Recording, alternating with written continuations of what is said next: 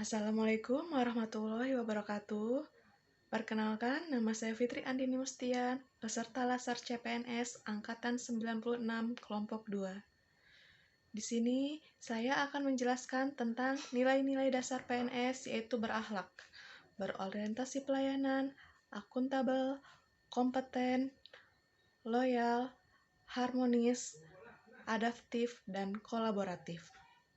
1. Nilai dasar ASN yaitu berorientasi pelayanan. Deskripsi singkat.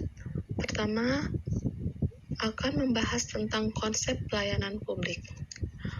Pengertian pelayanan publik itu sendiri adalah kegiatan atau rangkaian kegiatan dalam rangka pemenuhan kebutuhan pelayanan sesuai dengan peraturan perundang-undangan bagi setiap warga negara dan penduduk atas barang, jasa, dan atau pelayanan administratif yang disediakan oleh penyelenggara pelayanan publik. Asas-asas penyelenggaraan pelayanan publik seperti yang tercantum dalam Pasal 4 Undang-Undang Pelayanan Publik, yaitu asas kepentingan umum, kepastian hukum, kesamaan hak, keseimbangan hak dan kewajiban, keprofesionalan, partisipatif, persamaan perlakuan, dan tidak diskriminatif, keterbukaan, akuntabilitas, fasilitas dan perlakuan khusus bagi kelompok rentan, dan terakhir, ketepatan waktu, kecepatan, kemudahan, dan keterjangkauan. Prinsip pelayanan publik yang baik adalah 1. Partisipatif, artinya melibatkan masyarakat. 2. Transparan, artinya dapat diakses oleh masyarakat. 3. Responsif, mendengar dan memenuhi kebutuhan masyarakat. 4.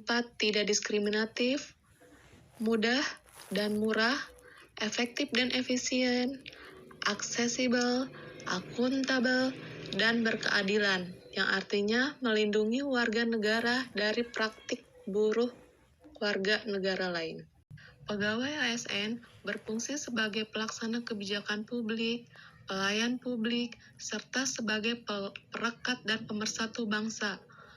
Untuk menjalankan fungsi tersebut, pegawai ASN bertugas untuk melaksanakan kebijakan publik, memberikan pelayanan publik yang profesional dan berkualitas, serta mempererat persatuan dan kesatuan Negara Kesatuan Republik Indonesia. Selanjutnya, berorientasi pelayanan. Panduan perilaku atau kode etik dari nilai berorientasi pelayanan sebagai pedoman bagi para ASN dalam pelaksanaan tugas sehari-hari yaitu 1.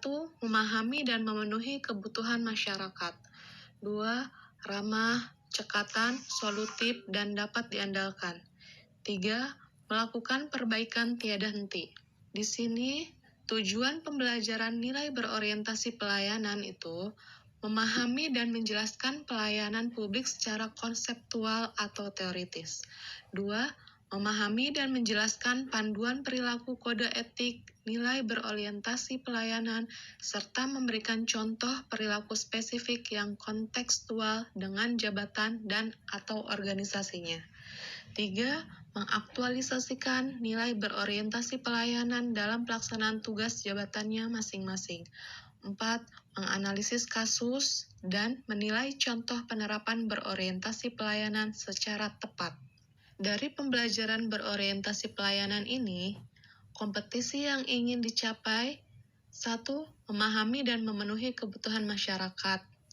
Diwujudkan dengan panduan perilaku berorientasi pelayanan yang pertama ini diantaranya mengabdi kepada negara dan rakyat Indonesia, menjalankan tugas secara profesional dan tidak berpihak, membuat keputusan berdasarkan prinsip keahlian, serta menghargai komunikasi, konsultasi, dan kerjasama.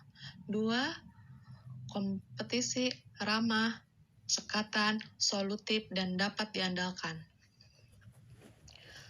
Diwujudkan dengan perilaku sebagai memelihara dan menjunjung tinggi standar etika yang luhur, memiliki kemampuan dan melaksanakan kebijakan dan program pemerintah, serta memberikan layanan kepada publik secara jujur, tanggap, cepat, tepat, akurat, berdaya guna, berhasil guna, dan santun. 3. Melakukan perbaikan tiada henti. Artinya, seorang ASN dapat mempertanggungjawabkan tindakan dan kinerjanya kepada publik, serta mengutamakan pencapaian hasil dan mendorong kinerja pegawai. Beberapa contoh penerapan nilai dalam unit kerja saya di ruang nifas Rumah Sakit Umum Daerah Berkah Pandeglang. Pertama, dalam melaksanakan tugas harus berpenampilan rapih dan bersih, memakai seragam dinas sesuai jadwalnya. Cepat, tanggap dalam membantu pasien terhadap keluhan yang dirasakan.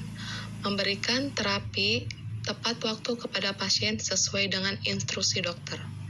Menjelaskan prosedur tindakan yang akan dilakukan kepada pasien ataupun keluarga pasien yang jelas agar dapat dipahami.